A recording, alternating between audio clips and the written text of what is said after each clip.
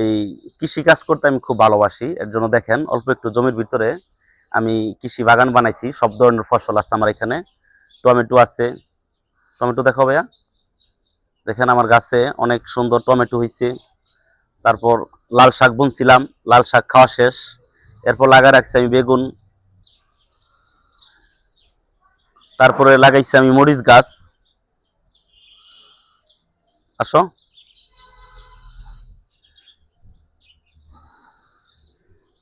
এই টমেটো গুলা দেখাও একটু সুন্দর করে। দেখছেন একটা ডালে কতগুলা টমেটো ধরছে।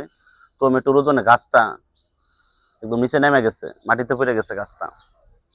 তো মাশাআল্লাহ অনেক সুন্দর হয়েছে টমেটো। কিন্তু আমার একটা সমস্যা হইতেছে কি, আমি যে মরিচ গাছগুলা লাগাইছি, এই মরিচ গাছের পাতাগুলা পাতাগুলা কুচড়ায় গেছে।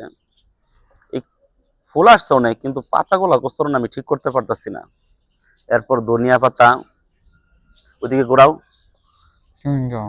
তারপরে লাগাইছি হচ্ছে গিয়ে আমি আমাদের যে আলু শাক, আলু খাই দিতে পারবো না, তবে আলু শাক লাগাইছি খাওয়ার জন্য। না এনো, এটা কেটে দাও, আবার নতুন করে দেখাই। এটা কেটে দাও, ডিলিট করে